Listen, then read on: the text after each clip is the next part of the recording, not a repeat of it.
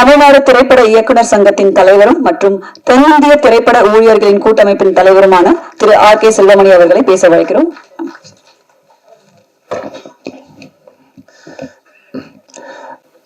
நடக்காத இசை வெளியீட்டுக்கு எங்களை அழைத்த நேச முரளிக்கு மனமார்ந்த நன்றி. இந்த இந்த அராஜகத்துக்கு முதல் பலியான இயக்குனர் நான்.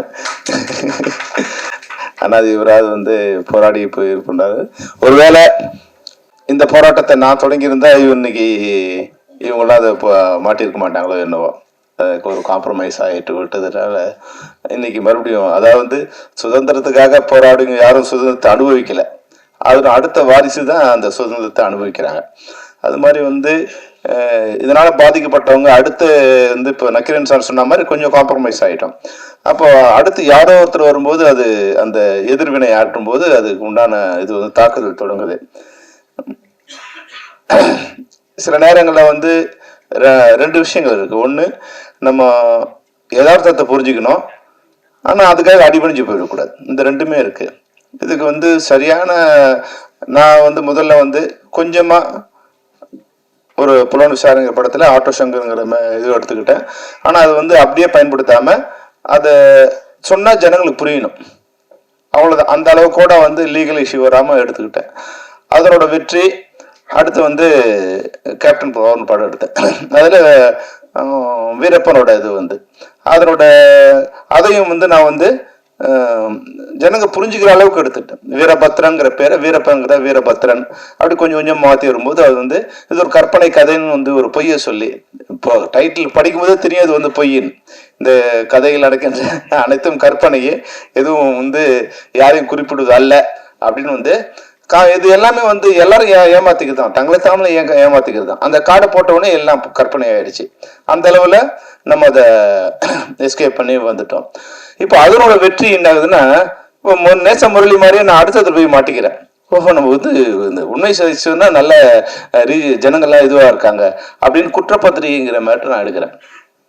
அப்போ ஒரு உண்மையை தெரிஞ்சுக்கிட்டேன், இந்தியாவில் உண்மையை சொல்லக்கூடாதுன்னு.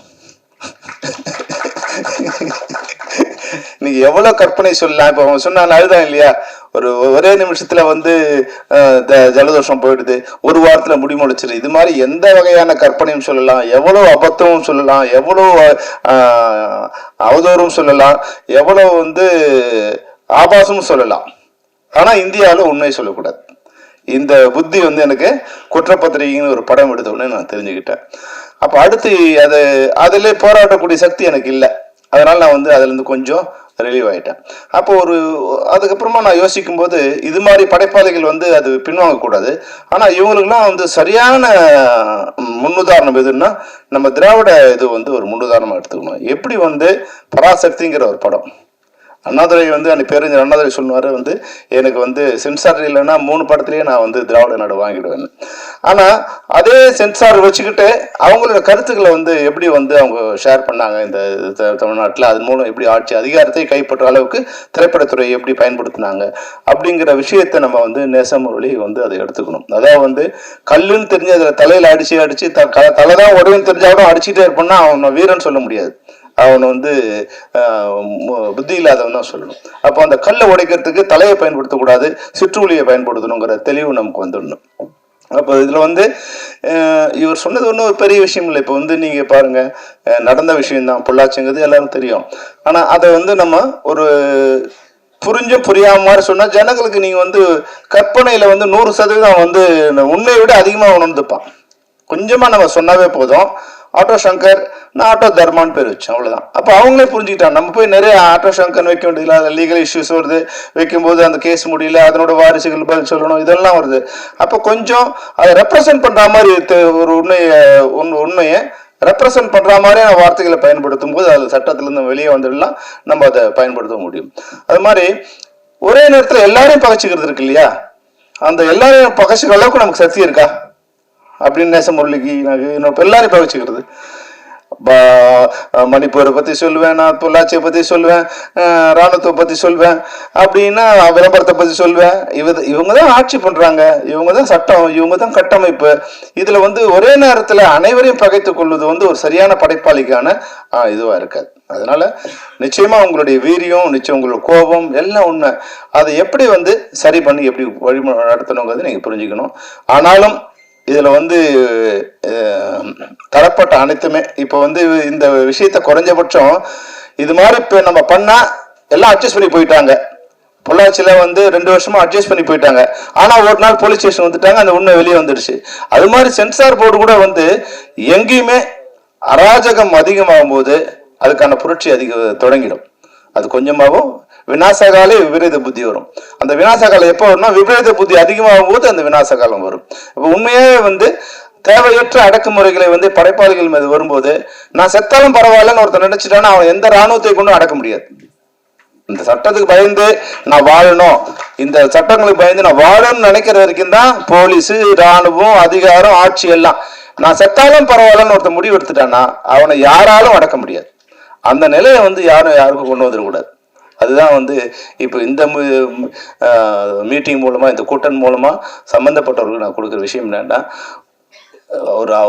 நம்ம வந்து அதிகாரத்துல, அதாவது வந்து நம்ம வேலைக்கு வரும்போது இந்த வேலை செய்தான் வந்திருக்குமே தவிர இந்த அதிகாரத்தையும் இந்த ஆட்சியையும் காப்பாத்துறது அதிகாரிகளோட வேலை இல்லை, மக்களை காப்பாத்துறது தான் அதிகாரிகளோட வேலை. ஆனா இப்போ அப்படியே மாறி என்ன வந்துருச்சுன்னா, அதிகாரிகளோட வேலை என்ன வந்துருச்சுன்னா, இந்த அதிகாரத்தையும் ஆட்சியும் காப்பாற்றுவதுதான் மக்களுடைய அதிகாரிகளோட வேலைன்னு வந்துருச்சு.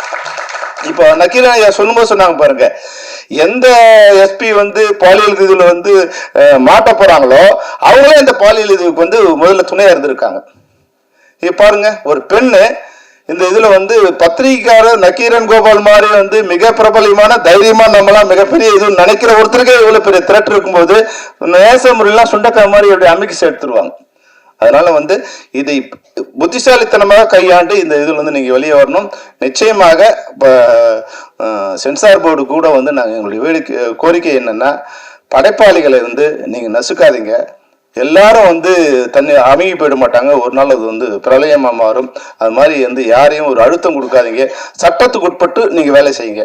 சட்டத்துக்கு உட்பட்டு என்ன சட்டமோ அதுக்குண்டான கட்டை கொடுத்து அதுக்குண்டான இந்த, அதாவது வந்து ஒரு திரைப்படம் வந்து மக்களை வந்து கெடுத்துடக்கூடாது, அந்த அளவுக்கு தான் வந்து திரைப்பட தணிக்கையாளர் இருக்கணும் தவிர ஆட்சியை காப்பாற்ற வேண்டுங்கிற எண்ணத்துல வந்து தணிக்கை குழு செயல்படக்கூடாது என்ற வேண்டுகோளுடன் நேச முரளி மிகப்பெரிய இயக்குநராக என்று வாழ்த்துடன் இந்த உரையை முடிக்கிறேன். நன்றி, வணக்கம்.